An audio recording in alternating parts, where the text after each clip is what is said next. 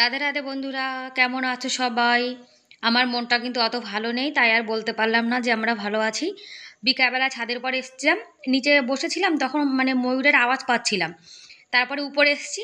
আর জানো তো ময়ূরটা কি করেছে? তোমাদেরকে দেখাচ্ছি, চলো। ছাদের পরে যে তুলসী গাছটা আগের দিন ভিডিওতে দেখিয়েছিলাম, এতে যতগুলো কচি পাতা ছিল সব কটা কিন্তু এই ময়ূরটা খেয়ে চলে গেছে, দেখেছো? আমাদের এখানে কোনো কচি পাতা যখনই হয়, সব গাছের মানে পাতা সব এই ময়ূরও খেয়ে যায়। শুধু তুলসী পাত মানে গাছ বলে না, সব গাছ। মানে কোনো কিছু জানো তো, গাছপালা হতেই পারে না শুধুমাত্র এদের জন্য। এটা খুব মানে জ্বালাতন করে। আর বন্ধুরা, যারা ভিডিও বানাচ্ছো, যারা হিন্দু, তাদেরকে অনুরোধ করবো, প্লিজ তোমরা ভিডিও শুরুতে হাই হ্যালো না বলে রাধে রাধে নয়তো নমস্কার আর হরে কৃষ্ণা এগুলো বলেই কিন্তু ভিডিও শুরু করবে। যদি আমরা আমাদের ধর্মকে ভালো না বাসি, বিশ্বাস না করি, তাহলে কিন্তু দুনিয়াতে ধীরে ধীরে হিন্দু আরও কমে যাবে।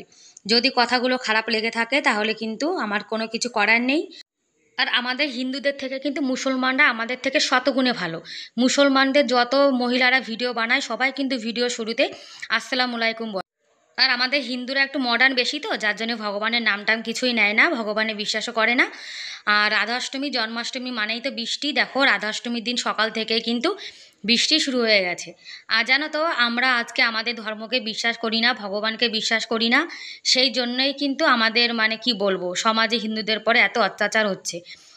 আর কিছু বলার নেই, কারণ আজকাল মানুষ একটু বেশি মডার্ন হয়ে গেছে, তো যার জন্য একটু এরকম করে। যদি ভালো না লাগে কথাগুলো, তাহলে ভিডিওটি স্কিপ করে চলে যেতে পারো। ঘরটাও কিন্তু গুছিয়ে গেছে নিয়েছে, আজকে ছেলে সকাল সকাল ঘুম থেকে উঠে গেছে, এই জন্য ঘরটা তাড়াতাড়ি গুছিয়ে নিয়েছে। আজকে কিন্তু আমরা মানে উপোস করেছি রাধাষ্টমীর। আমি আর আমার বর কিন্তু কিছুই খাবো না, আজকে সারাদিন খাবো না, কালকে সকালে একেবারে স্নান করে ভগবানকে পুজো করে তারপরে কিন্তু আমরা উপোসটা ভাঙবো। মানে একাদশীতে আমরা যেরকম উপোস করি, রাধাষ্টমী জন্মাষ্টমীতে কিন্তু সেরকম উপোস করতে হয়। আর যারা না পারে তারা কিন্তু দিন 12টা পর্যন্ত উপোস করে তারপরে কিন্তু সেবা করতে পারে, কোনো ব্যাপার না। আর এই যে রাধারানীর সবচেয়ে প্রিয় যে ভোগ, সেটাও এখন বানাচ্ছি। ওই যে কচুর গাঠি, মানে কচু বানিয়েছে আজকে আমাদের রাধারানীর জন্য।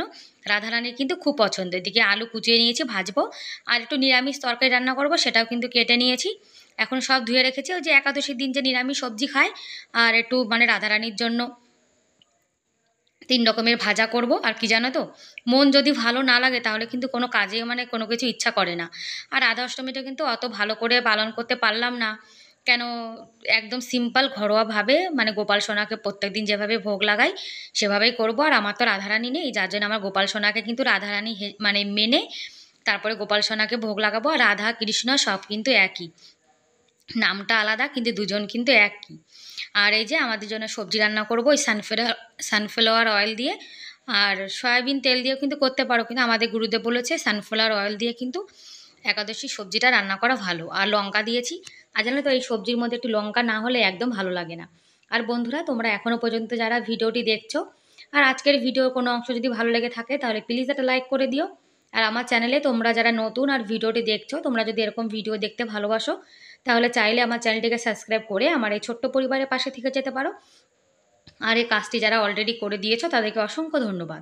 আর যে যে দিদি ভাইরা আমাকে কমেন্ট করো আর আমার ভিডিও ভালোবেসে দেখো, তোমাদেরকে অনেক ধন্যবাদ আমার ভিডিও দেখার জন্য আর আমার পাশে থাকার জন্য।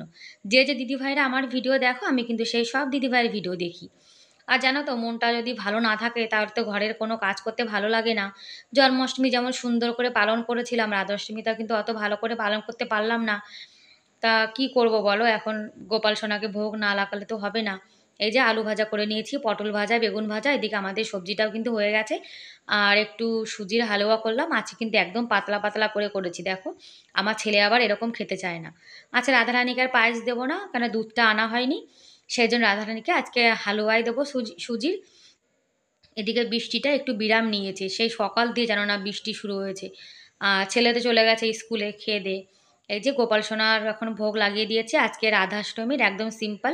আর রাধা রানীর কিন্তু কচুর গাঠি, তারপরে মিশ্রি, এগুলো খুবই পছন্দ, যার জন্য কিশমিশ মিছরি এগুলো দিয়ে দিয়েছি।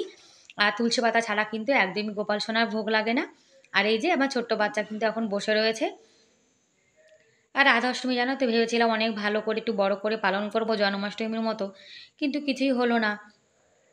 আর ভিডিও না তো বানাতেও ইচ্ছা করে না। ভিডিও এত ভালো করে কষ্ট করে বানাই, একটা ভিডিও বানাতে কত কষ্ট হয় তোমরা তো জানো। তারপর যদি সেই ভিডিওতে কোনো ভিউজ না আসে, ওয়াচ টাইম না হয়, তাহলে কিন্তু ভিডিও বানানোরও ইচ্ছা করে না। আর ধূপকাঠির ধোঁয়া দেখো কত সুন্দর উপর দিকে যাচ্ছে।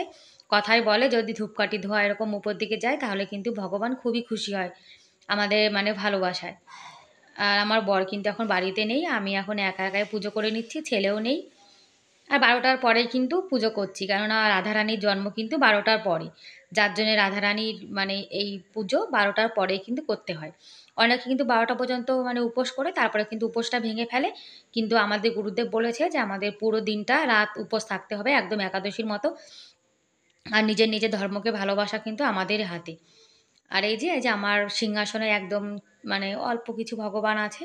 আর নিরামিষ সবজি একটু বাদাম দিয়ে খাচ্ছি। আর নিরামিষ সবজি জানো তো বেশি একদমই খেতে পারি না।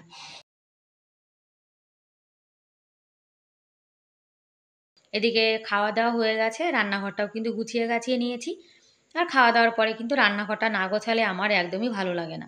রান্নাঘরটা গোছানো গাছানো থাকলে তাহলে মনটা ভালো লাগে। এদিকে নিরামিষ বাসন ধুয়ে রেখেছি, এদিকে আমিষ বাসনটাও ধুয়ে রেখে দিয়েছি। আর এখন কিন্তু সোজা চলে এসেছি বিকালবেলাতে। এই যে বাচ্চা কাচ্চারা দেখো বিকালে সব খেলা করছে। আর এখানে বসে বসে কি একটা কাগজ দিয়েছে সেটা পড়ছে।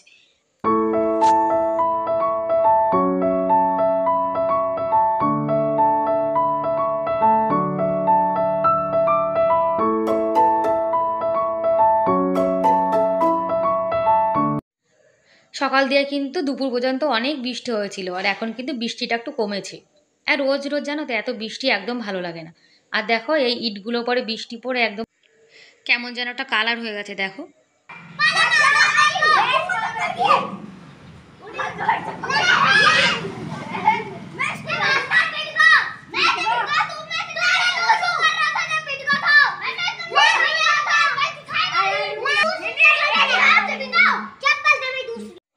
আর এদিকে বাচ্চা কাচ্চা দেখো খেলা করছে আর কি জোরে জোরে চেঁচাচ্ছে।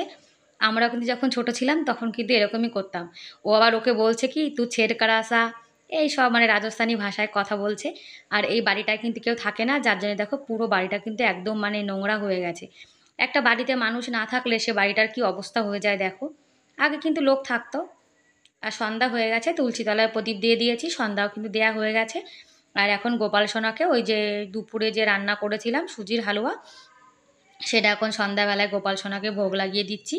আর গোপাল সোনা বাড়িতে রাখলে সকাল সন্ধ্যা কিন্তু মানে সন্ধ্যার পরে পরে গোপাল সোনাকে কিছু না কিছু খেতে দিতে হয়। কেননা ছোট বাচ্চা তো, ছোট বাচ্চাদের দেখবে সন্ধ্যাবেলায় কিন্তু একটু খিদে পায়। তারপরে আমরা যারা বড়রা আছি তারাও কিন্তু সন্ধ্যাবেলায় কিছু না কিছু খাই। তাহলে গোপালকে কেন না খাইয়ে রাখবো বলো, গোপাল সোনারও তো খিদে পায়। আর এদিকে বড় গোপালকে এখন দুধ দিয়ে দেবো, আর গরুর দুধটা মানে বনবিটা দিয়ে দেবো আজকে। আজকে ব্যানানা শেক বানাবো না, কেননা আজকে জানো তো কারেন্ট নেই। আর কারেন্ট না থাকলে ইনভার্টারে যদি বেশি মিক্সি চালানো হয় তাহলে ইনভার্টারের চার্জ কিন্তু অনেক তাড়াতাড়ি শেষ হয়ে যাবে। আর দুধের সর জানো তো আমার ছেলে একদমই খেতে চায় না। আর অল্পই দুধ দিয়েছি, এত বড় বাচ্চা দেখো ১২ বছর হয়ে গেছে, তারপরেও কিন্তু পুরো ১ মগ দুধ খায় না, অল্পই খায়। আর আমি ওকে বলছি দুধের সরটা যদি আমি ছেঁকে দিই তাহলে কিন্তু ভিটামিনটা সব এর মধ্যে রয়ে যাবে। আর গরুর দুধের থেকে জানো তো মহিষের দুধে একটু বেশি ভিটামিন প্রোটিন এগুলো থাকে। আর মহিষের দুধটা অনেকটা গাঢ় হয়, আর গরুর দুধটা না একদম পাতলা। মহিষের দুধ খাওয়াটা অনেক ভালো। ওই গোপাল সোনা খায় যার জন্যে এখন গরুর দুধই আনা হচ্ছে। আর এই মগটাতে আমার ছেলে একদমই দুধ খেতে চায় না, ওই যে পেপা পিগের ফটো রয়েছে, যার জন্যে জানো তো ও মানে এটা পছন্দ করতে চায় না। কিন্তু আমি অনেক পছন্দ করে কিনেছিলাম যে একটা কার্টুন আছে পেপা পিগ, তাহলে মনে হয় ওরও ভালো লাগবে। কিন্তু ও আবার বলছে যে মগটা আমার ভালো না। তা আমি আজকে বলছি কি একদিন খেলে কিন্তু কিছুই হবে না, তুমি খেয়ে নাও। এদিকে গোপাল সোনা কিন্তু হালুয়া খেয়ে বসে খেলা করছে।